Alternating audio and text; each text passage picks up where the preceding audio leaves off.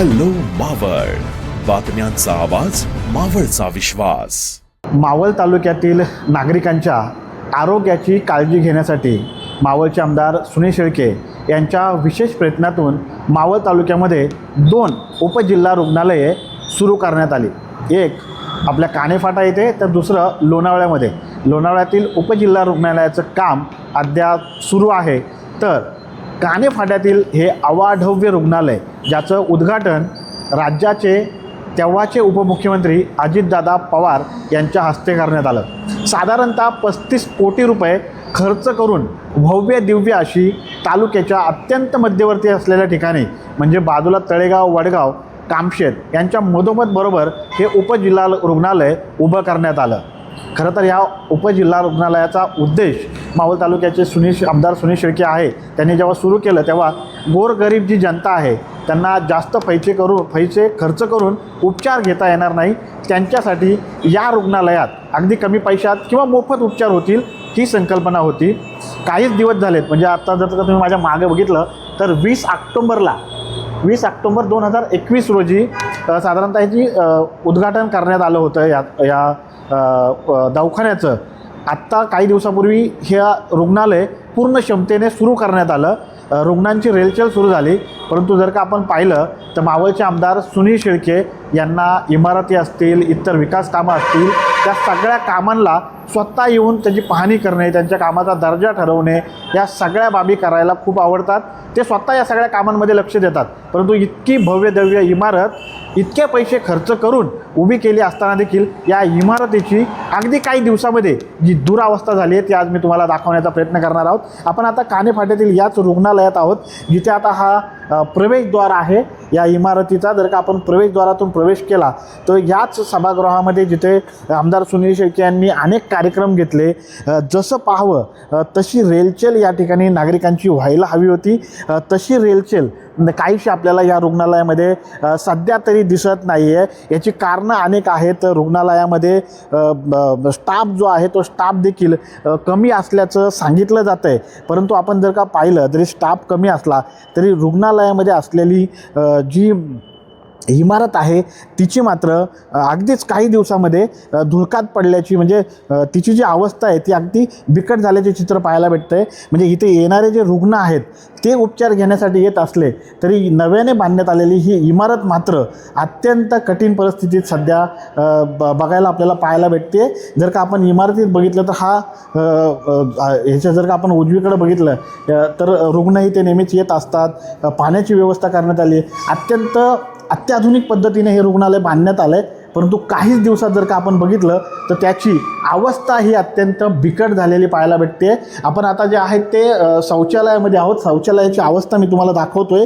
हे कानेफाट्यातील काही दिवसापूर्वी सुरू झालेलं रुग्णालय आहे. अक्षरशः तुम्हाला तिथे थांबता येणार नाही, इतकं घाण असं हे रुग्णालय करून ठेवलेलं आहे. आपण पाहतो याची अवस्था पहा. रुग्णालयाचे जे शौचालय जे आहेत ते पूर्णपणे तुंबून गेलेले आहेत, ते देखील व्यवस्थित करण्यात आलेले नाही आहेत. सगळीकडे गुटखा खाऊन थुंकण्याचे प्रकार या रुग्णालयामध्ये सध्या सुरू आहेत. या रुग्णालयामध्ये जर का आपण पाहिलं तर आपण पाहू शकतो जे व्हेंटिलेटरसाठी बाथरूममध्ये जे पंखे लावण्यात येतात हवेसाठी, ते देखील अगदीच काही दिवसामध्ये जळून गेल्याची परिस्थिती आपल्याला पाहायला भेटते. ही किती मोठी घटना असू शकते पहा तुम्ही. रुग्णालयामध्ये आग लागली होती, पंखे जळून गेलेत, त्याकडे देखील दुर्लक्ष करण्यात आलेलं आहे. अक्षरशः इथे उभं राहता येत नाही आहे, इतकी अवस्था या रुग्णालयाची बिकट करून ठेवली आहे. अगदी काही दिवसात, वर्षही म्हणता येणार नाही, काही दिवसामध्ये रुग्णालयाची अवस्था अत्यंत बिकट झाल्याचं चित्र आपल्याला पाहायला भेटतंय. हा रुग्णालयाचा पहिला मजला आहे, जिथे तातडीची सेवा दिली जाते. तातडीच्या सेवेसाठी जे रुग्ण येत असतात ते या रुग्णालयामध्ये येतात. त्या तातडीच्या सेवेच्या बाहेर जी शौचालय आहेत ती अक्षरशः तुंबून गेल्याची परिस्थिती आपल्याला पाहायला भेटते. ज्या हेतूने खरं तर हे रुग्णालय सुरू करण्यात आलं होतं, नागरिकांना सेवा भेटेल, त्यांच्या आरोग्याची काळजी घेतली जाईल, परंतु त्या रुग्णालयातली शौचालय अक्षरशः तुंबून गेलेले आहेत. येथील कर्मचारी असतील, स्टाफ असेल, तो याकडे कशा प्रकारे दुर्लक्ष करतो हे आपल्याला आज पाहायला भेटतं. आपण आता येथील जो दुसरा विभाग आहे त्यात देखील जाऊन पाहणी करणार आहोत. ज्या उद्देशाने आमदार सुनील शेळके यांनी रुग्णालय उभं केलं होतं, तो उद्देश आपल्याला इथे सफल होताना पाहायला भेटतोय का? ज्या प्रकारचं हे इमारत बांधण्यात आली, इतकी भव्य दिव्य असलेली इमारत आहे, काही दिवसात त्याची जर का इतकी दुरावस्था होत असेल तर मात्र हे आपल्या तालुक्याचं दुर्भाग्य म्हणायला लागेल. इतक्या भव्य दिव्य इमारतीचं ज्याच्याकडे सुनील शेळके हे स्वतः लक्ष देत होते, त्याच्या जर का आपण फरशा बघितल्या तर काही दिवसात या इमारतीच्या बाथरूमच्या फरशांची ही अवस्था झाली आहे. अक्षरशः फरशा सगळ्या तुटून गेलेल्या आहेत. म्हणजेच जरी स्टाफ इथला अस्वच्छतेकडे दुर्लक्ष करत असेल, बाथरूममध्ये प्रचंड अस्वच्छता पसरली असेल, परंतु याच्या कामाच्या दर्जाबाबत देखील बोललं गेलं जात आहे.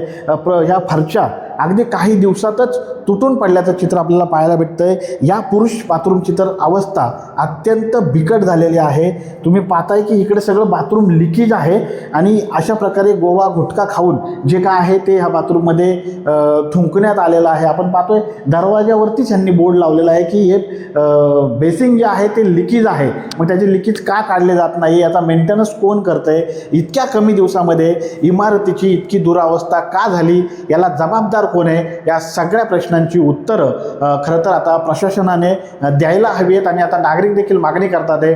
आमदार सुनील शेळके ज्या प्रकारात निधी आणतात आहे, कामं करतात आहे, त्या प्रकारची कामं खरंच ग्राउंड लेवलवर होतात का, हे पाहणं आपल्यासाठी अत्यंत महत्त्वाचं ठरणार आहे. आत्ताच हॅलो मावळ यूट्यूब चॅनलला सबस्क्राईब करा आणि आमच्या फेसबुक पेजला फॉलो करायला विसरू नका.